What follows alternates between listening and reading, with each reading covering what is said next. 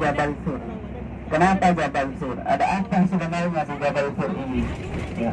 Setiap jamaah haji, jamaah umrah yang datang ya ke Mekah pasti menziarahi yang namanya Jabal Sur.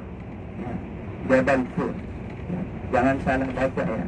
Dulu teman saya ada baca buku sejarah disuruh sama Syekh Jabal Sur katanya. Ketawa kita semuanya. Ya, Saur itu artinya banteng. Ya, gunung banteng. Itu. Jadi lucu. Baik Bapak Ibu, Jabal Sur adalah salah satu gunung yang ada di selatan Mekah Al-Mukarramah. Di selatan Mekah, ya. Sekitar 6 kilo dari pusat Mekah Al-Mukarramah, yaitu Masjidil Haram. Ya. Jadi kisahnya Jabal Sur ini adalah tidak lepas dari sejarah bagaimana Rasulullah Sallallahu Alaihi Wasallam berhijrah dari Mekah menuju Madinah Al-Munawwarah. Dulu Rasulullah, ya, ketika dilahirkan, Rasulullah dilahirkan pada tanggal 12 Rabiul Awal, Bapak Ibu. Begitu dilahirkan, banyak orang yang senang, berbahagia. Bahkan, ya, pamannya Nabi, ya, bisa dikatakan paman, namanya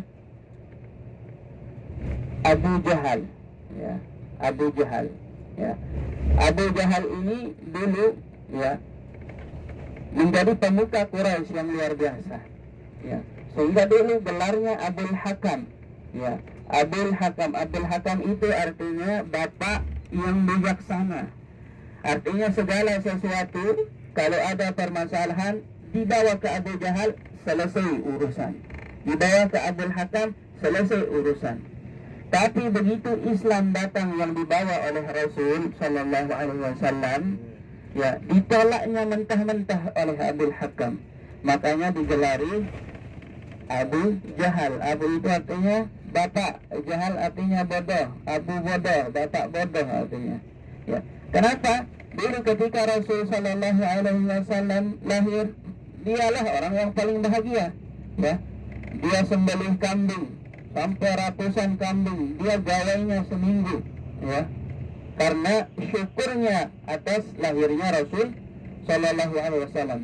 Begitu Rasulullah beranjak dewasa, ya, kemudian diangkat menjadi nabi, diangkat menjadi rasul, menyebarkan agama Islam, ya. Kemudian Abu Jahal inilah orang yang paling pertama menolak kebenaran tersebut, ya. Sehingga saking bencinya Abu Jahal, Bapak Ibu, ya, Abu Jahal inilah kemudian sebagai otak, sebagai kepala, ya, yang merancang, yang merencanakan pembunuhan kepada baginda Rasul Sallallahu Alaihi Wasallam. Ya. Tidak terima dia, ya, tidak terima dia akan jabatannya di Quraisy. Dia sebagai kepala suku Quraisy.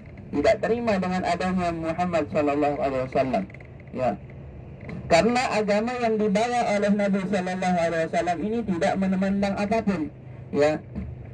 Orang yang sukunya lebih, apa istilahnya, kalau dulu orang-orang jahiliyah, orang-orang Arab itu, ya, dia berdasarkan suku, dan suku nomor satu itu adalah suku Quraisy, ya. Dan suku-suku lainnya itu berada di bawah Quraisy. Jadi Islam datang tidak membedakan antar suku, tidak membedakan laki maupun perempuan, tidak membedakan mana yang tuan, mana yang majikan, mana yang tuan, mana yang budak, ya. Tidak membedakan mana kulit putih, mana kulit hitam. Itu datang Islam. Tidak membedakan kaya, tidak membedakan miskin. Itulah Islam yang dibawa oleh Rasul Sallallahu Alaihi Wasallam. Kemudian mereka marah tentunya. Kita ini golongan orang-orang terhormat, ya, kalau begini terus akan jatuh kehormatan kita, katanya. Kita ini golongan orang-orang kaya, kalau disamakan dengan orang miskin, ya nggak bisa lah, katanya. Akhirnya karena banyak yang protes, kemudian diadakan sayembara oleh Abu Jahal. Siapa yang bisa mendatangkan Muhammad hidup maupun mati di depanku, baginya 100 ekor unta, ya. Sehingga para para pemuda, ya, tua muda, ya, berusaha bagaimana caranya mendapatkan Muhammad ini dalam keadaan hidup maupun mati.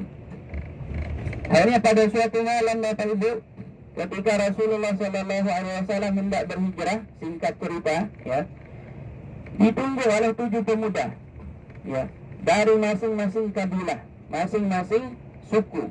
Kenapa masing-masing suku? Dicarilah orang-orang yang paling kuat daripada masing-masing suku, pemuda-pemuda terkuat mereka. Karena kenapa? Kalau membunuh ini Bani Hashim dari Quraisy ini, nanti akan mendatangkan malapetaka bagi suku yang lain. Sehingga setiap suku itu memberikan perwakilan, ya, sehingga kalau terbunuh Muhammad SAW, maka semua suku membunuhnya. Dalam artian tidak ada perkelahian di antara suku.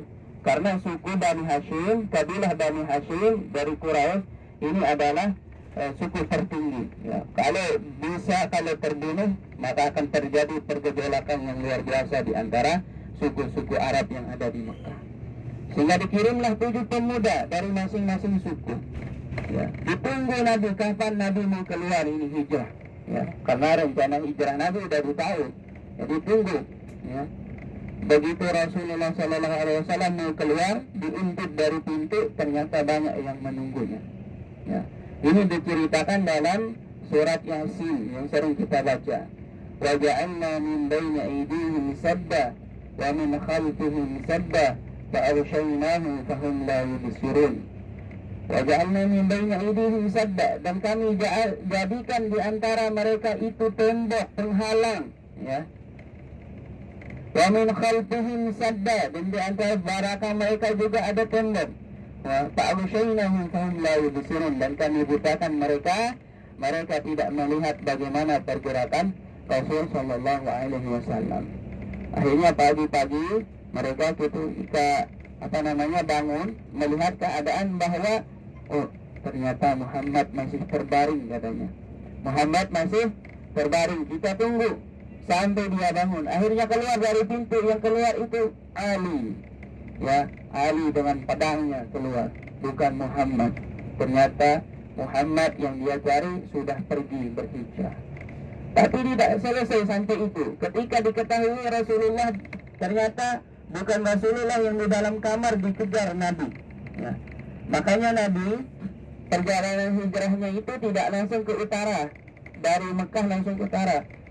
Nabi transit dulu di Jabal Sur, ya, di arah selatan, ya. Kok bisa, ya, seorang seharusnya kalau kita pergi ke Madinah Al-Munawwarah, ya, itu langsung ke utara. Ini Nabi ke selatan, ya, untuk mengelabui musuh, ya.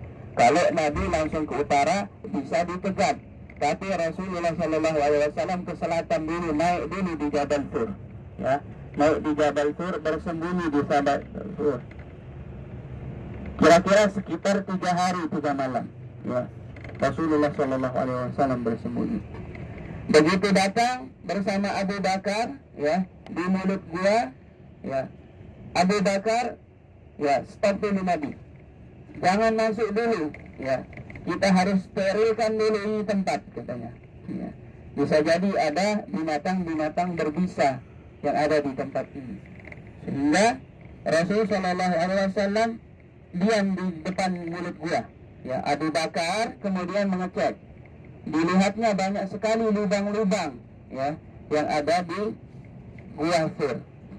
Kemudian karena tidak menemukan sesuatu yang dipakai untuk menutup, ya, akhirnya Abu Bakar merobek jubahnya.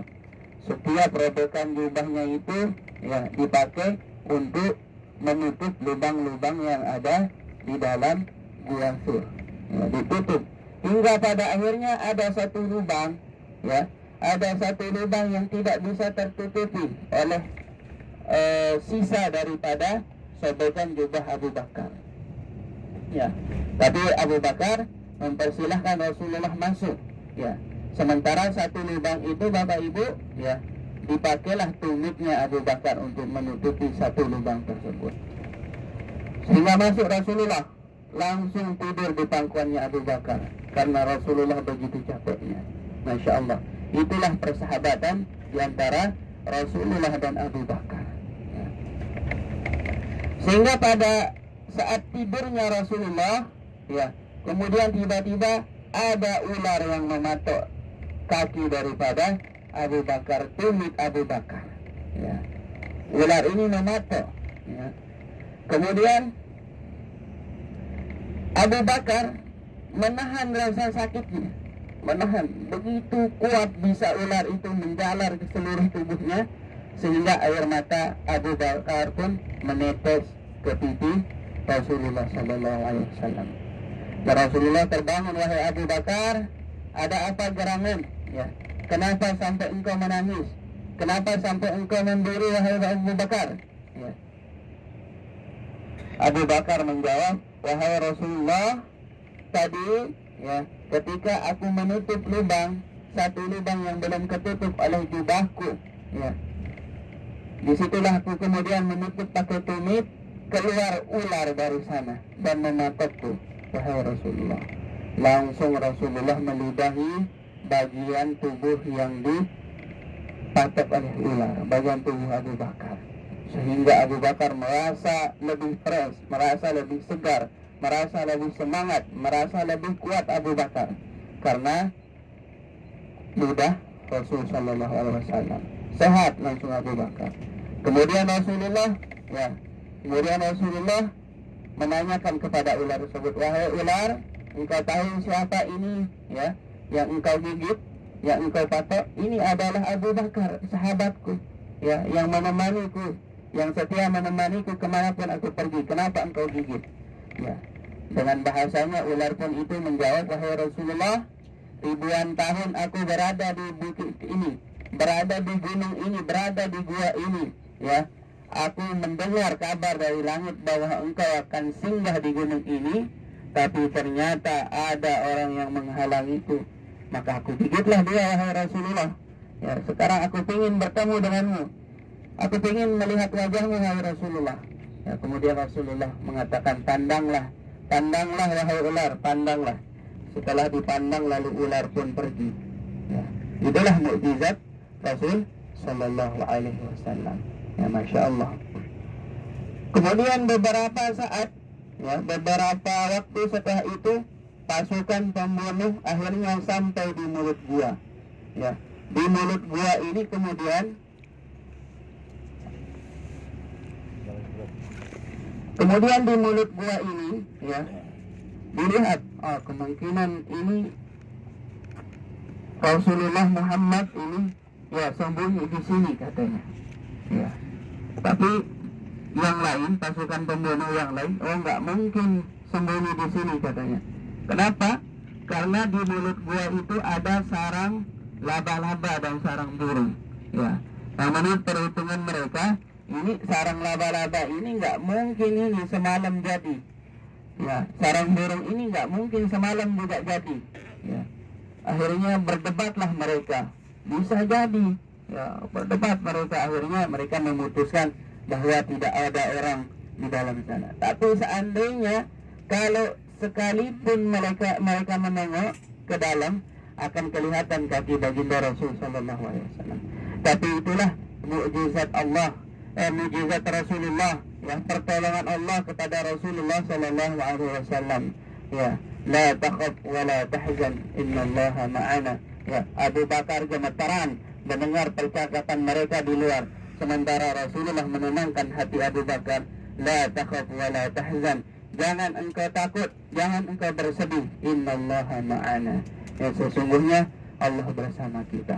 Sehingga akhirnya Rasul Sallallahu Alaihi Wasallam setelah beberapa hari singgah di sana, ya, kemudian Rasul Sallallahu Alaihi Wasallam langsung menuju ke Madinah Al-Munawwarah. Ke Madinah Rasulullah karena ke arah selatan, ya, dibantu oleh seseorang Yahudi namanya Abdullah bin Uraikid. Ya, Abdullah bin Uraikid inilah sebagai penunjuk jalan Rasulullah, ya, bersama Abu Bakar, yang mengantarkan Rasulullah sampai ke daerah Kuba. Ya, kemarin kita lewati Aspan, kita lewati Wadi Qudait, ya, itu tempat-tempat transit Nabi juga, tempat-tempat istirahat Nabi juga, ya. Itulah sejarah Rasul Shallallahu Alaihi Wasallam di Jabal Thur ini. Insyaallah nanti di Jabal Thur kita akan turun sebentar, kita akan foto-foto. Setelah itu kita kembali ke bis.